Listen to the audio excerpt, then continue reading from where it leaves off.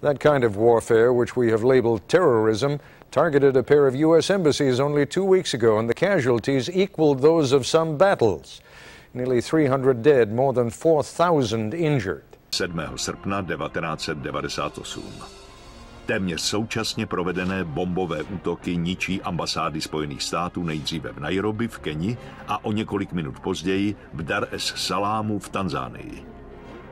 Výbuchy zabily 300 lidí. Americké tajné služby rychle odhalují, že je provedla Al-Qaida. Out of these troubled times, our fifth objective, a new world order can emerge, a new era.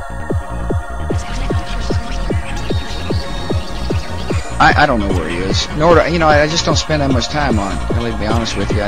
He's the ultimate parasite who found weakness, exploited it, and met his match. He is, you know, as I mentioned in my speech, I do mention it. Mr. President, in your speeches now, you rarely talk or mention Osama bin Laden.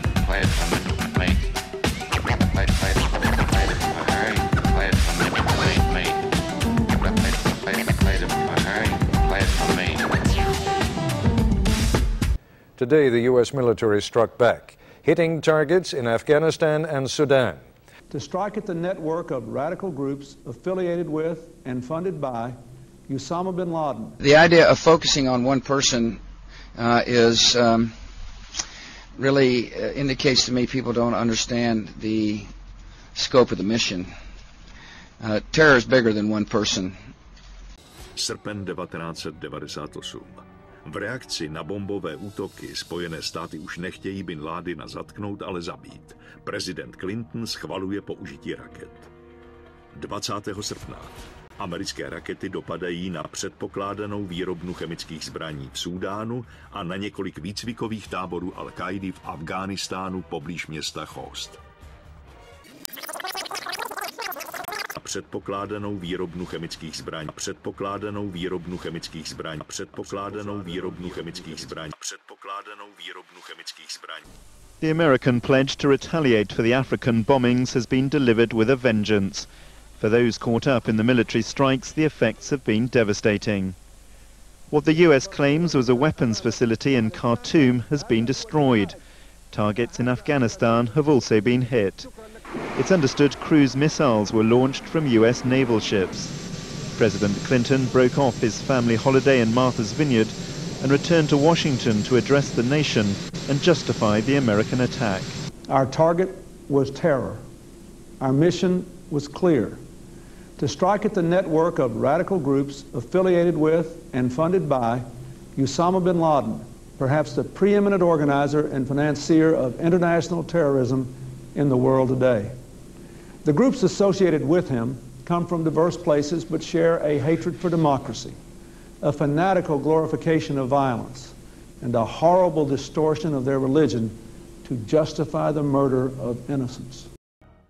Nevím, jestli ho dostaneme zítra, za měsíc nebo za rok, ale dostaneme ho.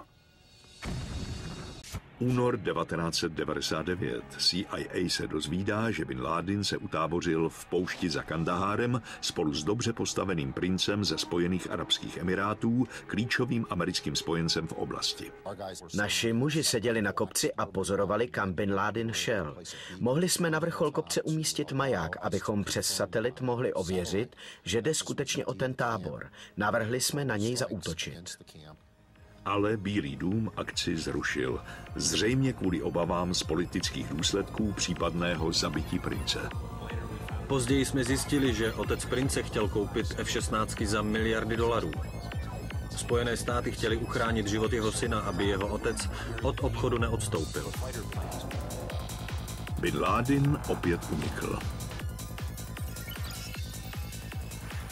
It's another day of angry demonstrations here in Khartoum.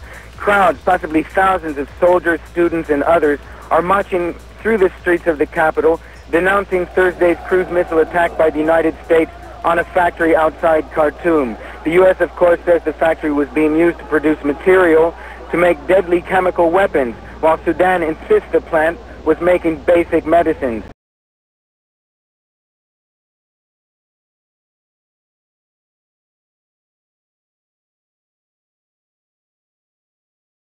The United States acted alone. It gave neither prior notice nor did it seek prior approval from any other government. And under normal circumstances, few Americans would have questioned either the decision or the motives behind it. But these are hardly normal times. The president has just endured one of the worst weeks of his life, a time of terrible humiliation. And some questions about the timing of this particular military action have been raised. On a day when the U.S. president orders the shedding of blood, what could be more purely cynical than to suggest that it is part of a charade? Good afternoon. To call it an attempt by Bill Clinton to sound like a leader again. I want to speak with you about the objective of this action. To dismiss it as a way to shift the focus. Our target was terror. To change the subject away from her. Today, I ordered our armed forces to strike at terrorist-related facilities in Afghanistan and Sudan. True, had the president not ordered military attacks this morning, Monica Lewinsky, back before the grand jury, would have led the news this evening. But linking the attack to the testimony, that would be unthinkable, right? Apparently not. Not on the airwaves. Within minutes of the attack today, some in Washington were openly questioning the timing of it. It is not completely unfair to question the timing of this and the president's appearance at this moment. Or from the halls of Congress. It is legitimate to raise questions about the timing of this action. It's on the front page of the New York Times today that the president was considering doing something presidential to try to focus attention away from his own personal problem. Or in the minds of ordinary Americans. With the Monica Lewinsky scandal going on, just makes you wonder, was it done for that reason or was there something legitimate? Clinton's doing it to get off of Monica Lewinsky and all that. I think it's a way to distract the American public away from his personal crisis. The timing is calculated just to deflect and distract the attention of the American public from the events of yesterday. This is unprecedented. Sure, there were whispers when Ronald Reagan attacked Grenada, or when George Bush sent troops into Panama, that they were at least in part playing for favor with voters. But with Bill Clinton, people are saying these things out loud. That's an extraordinary commentary on the box that the president is in. If he had done nothing, critics would say it's because he is ineffective. Now he's done something and critics still say it's because he's ineffective. An act of strength is called weakness, decisiveness is desperation, action is paralysis. Is this fair to the president? And it's not just in Washington that there's been strong reaction to the U.S. attacks. As Dumitha Lutra reports, there's been a speedy international response to the military action from both America's allies and opponents. Reaction in Afghanistan and Sudan has been swift and condemnatory.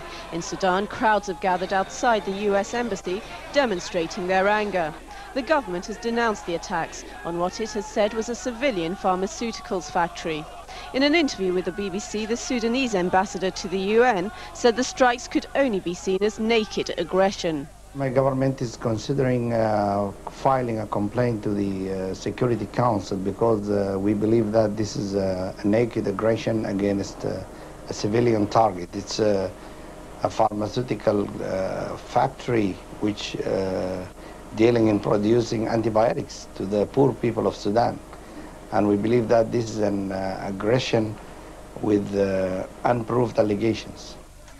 Whilst the Sudanese response has been vehement, Afghanistan's has been more muted but just as angry. It denies the US allegation of providing terrorist bases and said that the US missiles had only hit innocent targets. The bombings are an immediate result of the US embassy bombing in Kenya and Tanzania 2 weeks ago.